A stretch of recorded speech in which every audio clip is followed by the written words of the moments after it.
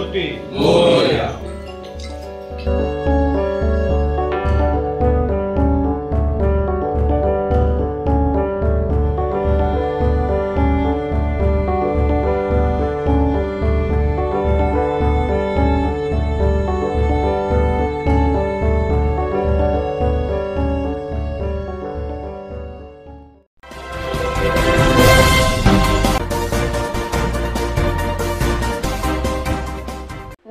गटातील मौजे पोचाडे येथे सूर्यवंशी क्षेत्रीय युवक मंडळाच्या वतीने काल 10 ऑगस्टला एक प्रेरणादायी हरित सोहळा पार पडला।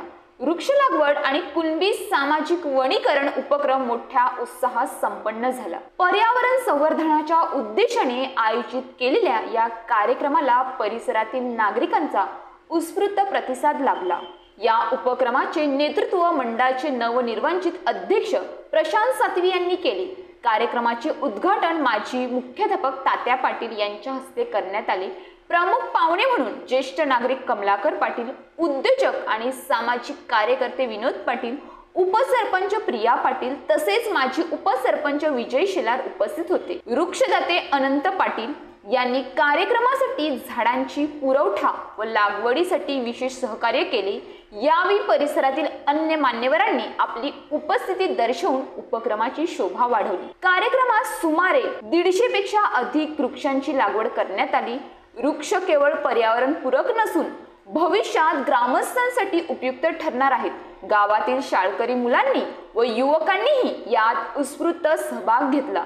विश्वस्त चेतन पाटील, उल्हास पाटील, सचिव वैभव पाटील, उपाध्यक्ष दिनेश पाटील, अमित पाटील, खजिनदार अलंकार सातवी तसेच सरपंच प्रगती पाटील, ग्रामपंचायत सदस्य, आजी माजी पदाधिकारी, महिला वर्ग आणि युवक मोठ्या संख्येने सहभागी झाले। एक सामाजिक बांधिलकी म्हणून मंडळाने समाजातील ज्येष्ठ नागरिकांचा व पर्यावरण पूरक कार्य करणाऱ्यांचा सन्मानपत्र देऊन गौरव केला। कार्यक्रमाचे सुंदर आणि शिस्तबद्ध सूत्रसंचालन चिटणीस वैभव नारायण पाटील यांनी केले। सूर्यवंशी क्षेत्रीय युवक मंडळातर्फे आज पोचाडे या ठिकाणी वृक्ष लागवडचे कार्यक्रम आयोजित केला आहे। या ठिकाणी सूर्यवंशी क्षेत्रीचे अनेक पदाधिकारी कार्यकर्ते आहेत। त्यांच्याकडून सविस्तर याबद्दल माहिती जाणून घेऊया। सर, काय म्हणतात, तुमचं नाव काय? नमस्कार, मी प्रशांत रामचंद्र सातवी, अध्यक्ष सूर्यवंशी क्षेत्रीय युवक मंडळ पालघर तालुका पूर्व विभाग। आज आपण दुखटण गटातील मौजे पोचाडे येथे आज वृक्ष लागवड व कुणबी वनीकरण ही संकल्पना राबवतोय आणि त्यासाठी ही आज सुरुवात झालेली आहे। काय बोलला तुमच्या बॅनरवरती प्रथम कुणबी वर्गीकरण आहे, म्हणजे काय ही संकल्पना काय? कुणबी वनीकरण म्हणजे काय झालं की मियावॉकी यांनी फॉरेस्ट गार्डन ही संकल्पना राबवली आणि त्या माध्यमातून एक गार्डनची ही संकल्पना आली आणि आपल्या भागात एक ही संकल्पना राबवता यावी म्हणून आमचे जे वृक्षदाते सन्मान्य आदरणीय श्रीयुत अनंतजी जीवन पाटील नावजे यांच्यामार्फत आम्हाला युवक मंडळाला दरवर्षी ही झाडं उपलब्ध होतात। पण ह्या वर्षी कुणबी वनीकरण ही संकल्पना राबवण्यामागचा हेतू काय होता की आपण दरवर्षी युवक मंडळाच्या माध्यमातून हा सातत्यपूर्ण उपक्रम आहे आणि आपण दरवर्षी हे वृक्ष लागवड करत असतो। पण ह्या वर्षी कुणबी वनीकरण ही संकल्पना यासाठी राबवलेली की हे मौजे पोचाडे गाव आहे। या पोचाडे गावामध्ये ही जी सार्वजनिक वास्तू आहे इथे आपण उद्या भविष्यात जर आपण विचार केला तर वॉकसाठी आपल्याला जर नुसतं जरी चालायचं म्हटलं रस्त्यावर तरी वाहतूक इतकी झालेली आहे की ते अशक्य झालेलं आहे। म्हणून ह्यासाठी युवक मंडळाच्या माध्यमातून ही संकल्पना राबवली। आपण युवक मंडळ म्हणजे ह्या सभोवताली जवळपास 4 फुटाचं अंतर राखून आपण आजचं हे वृक्ष लागवड करत आहोत आणि त्या माध्यमातून भविष्यामध्ये ह्याच्यामध्ये जेव्हा पेवर ब्लॉक लावले जातील तेव्हा गावातील प्रत्येक नागरिक येऊन सकाळी इथे मॉर्निंग वॉक करू शकतो, संध्याकाळी येऊन फिरू शकतो आणि जेव्हा निवांत वाटेल का आपल्याला या सगळ्या दगदगीतून जेव्हा बाहेर येऊन शांत बसावं तेव्हा नक्कीच ह्याचा उपयोग केला जाईल आणि ह्याची नोंद ही ह्या कुणबी समाजात तर होईलच पण ह्या कुणबी समाजाचं अनुकरण हे इतर समाज सुद्धा करतील अशी ही संकल्पना कुणबी वनीकरण। तुम्ही हा किती वर्ष झाली वृक्ष लागवड करता? युवक मंडळाच्या स्थापनेपासून वृक्ष लागवड, रक्तदान शिबिर हे सगळे अनेक कार्यक्रम युवक मंडळाच्या माध्यमातून सुरू आहेत पण कुणबी वनीकरण ही संकल्पना प्रथमच ह्या वर्षीपासून सुरू होते। आणि तुम्ही दरवर्षी झाडं लावतायत, मग ह्याच्यासाठी निधी कुठून उपलब्ध होतो? यासाठी गेल्या अनेक वर्षापासून आम्हाला, मी आता ज्यांचा नाव उल्लेख केला की नावजेगावचे सुपुत्र सन्माननीय अनंतजी जीवन पाटील साहेब यांच्या माध्यमातून ही वृक्ष भेट आम्हाला प्राप्त होते। वृक्षदाते म्हणून ते दरवर्षी आम्हाला झाडे ही भेट देतात आणि मग आम्ही ती दरवर्षी वेगवेगळ्या गाव असतात त्या गावानुसार आम्ही हे वृक्षारोपण करत असतो।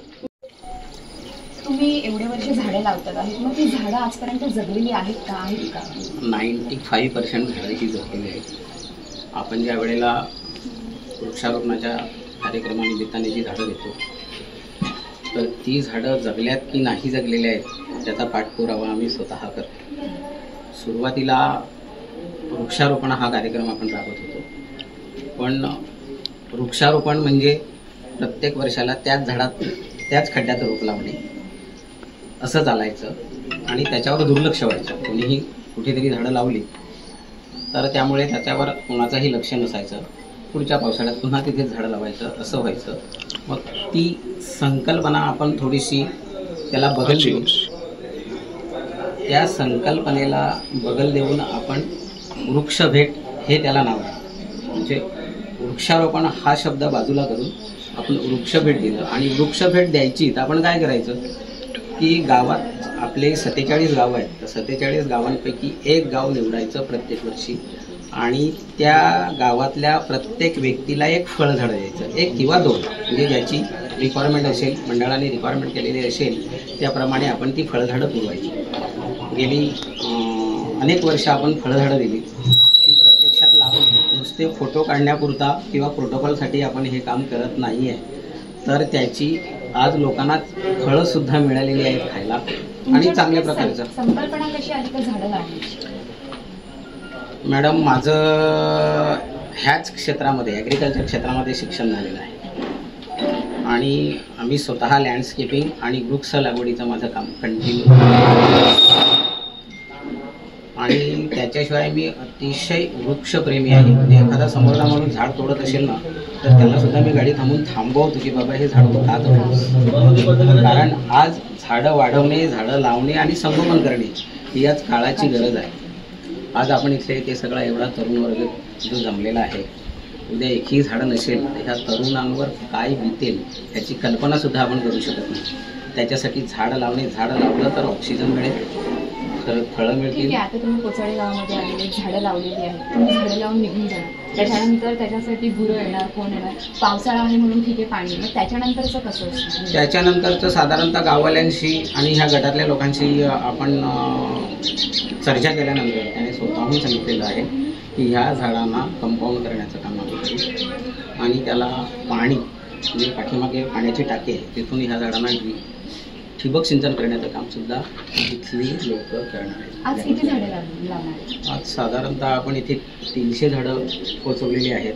साधारणतः आता इथे 150 ते 170 खड्डे मारून झालेले आहेत. उरलेली झाडं मग आपण इथे बघूया कुठे ॲडजस्ट होतात त्या तिकडे लावूया. साधारणतः 300 झाडं लावण्याचा आपला प्रोग्राम आहे. काय बोलणार आज कोचाळे गावामध्ये वृक्ष लागवड होते त्याबद्दल काय?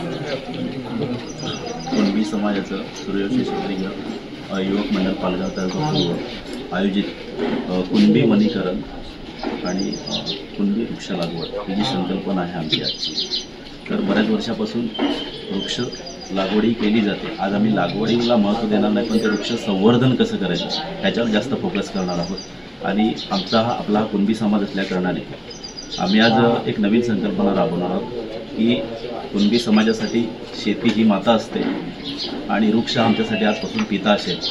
तसे माता पिता जसं संरक्षण आपण करतो त्या पद्धतीने आजपासून हे नवीन एक ब्रीदवाक्य घेऊन करणार आहोत की शेतीसोबतच आपल्याला वृक्ष हा पिता समजून त्याचं संवर्धन करायचं.